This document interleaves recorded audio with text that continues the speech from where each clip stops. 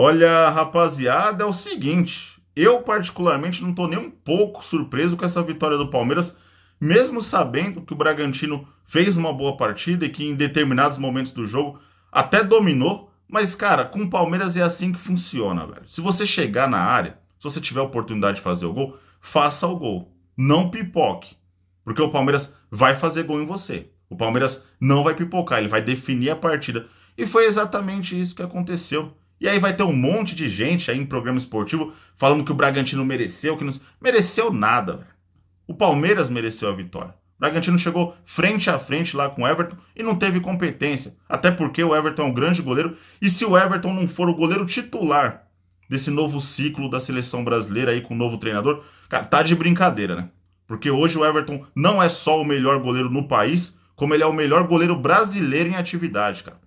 Pode trazer qualquer um aí que tá na Europa, nenhum é melhor do que o Everton. O cara é simplesmente fantástico. Então, assim, vitória justa, merecida do Palmeiras. E o resto é choro, rapaziada.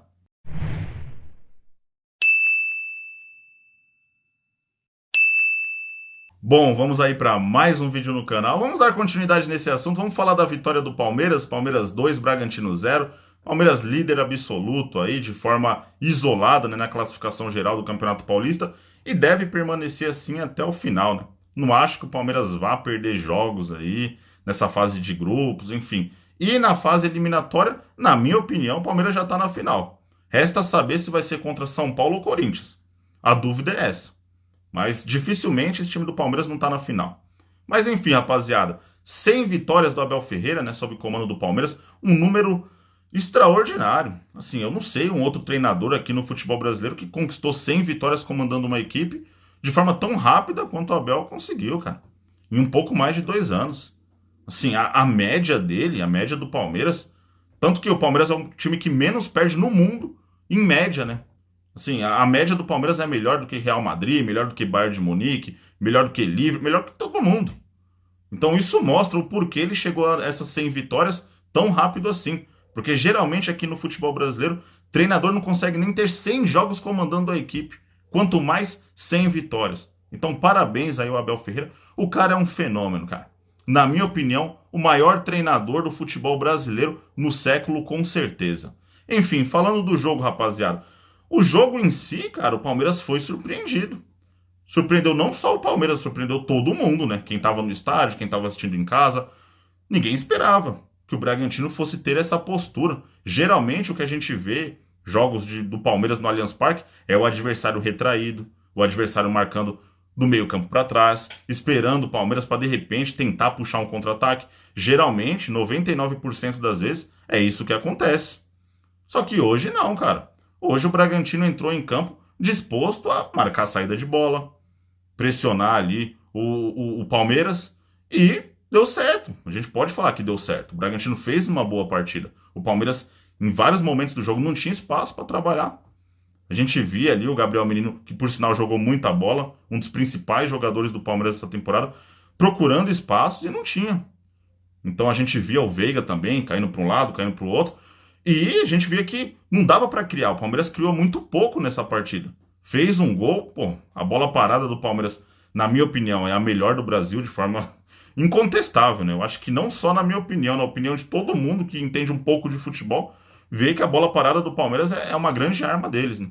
E aí o Rony foi lá, mesmo o Rony sendo um jogador de estatura baixa, mas ele se posiciona muito bem, você não precisa ser um grandalhão para você ir bem de cabeça. Você tem que se posicionar bem, você tem que ter um bom impulso. E ele foi lá, fez um baita de um golaço, antecipando o goleiro, que por sinal falhou no gol, né? O goleiro, a partir do momento que sai da área dele, ele tem que sair para resolver, cara. Não dá para ele sair e de repente todo destrambelhado, enfim, não alcançar a bola. Ele não chegou nem perto do Rony. O goleiro do Bragantino ficou atrás do zagueiro do Bragantino. Então, assim, foi um horror, cara. Foi um horror. O Palmeiras fez o gol e aí, pelo menos, eu pensei, agora vai abrir a porteira, né?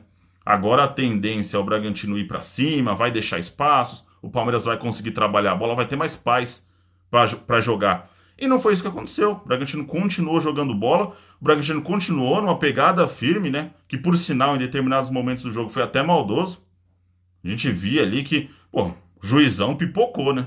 O jogo todo. O primeiro tempo, cara, fizeram um rodízio ali nos jogadores do Palmeiras. fizeram um rodízio no Dudu, no Rony, fizeram um rodízio no Endrick, que por sinal, rapaziada, eu acho que tá na hora de repente, o Endrick ficar um pouco no banco, cara. Eu nem acho que ele tá jogando mal. Pra mim, ele tá jogando bem. Ele tá conseguindo fazer uma função interessante no jogo. Ele tá se doando, ele tá voltando, tá marcando, ele dá carrinho, ele inicia a jogada. Mas fica aquela coisa de ansiedade, né? Pra ele fazer o gol e tudo mais. É um jogador muito novo, cara. Ele tem só 16 anos. Nem o Neymar, com 16 anos, tava no profissional. Eu acho que seria interessante aí revezar com o Giovani, deixar o Giovani ali de titular. É um jogador que é novo também, tá subindo pro profissional, mas já tem 19 anos, né? Já tem uma idade mais madura.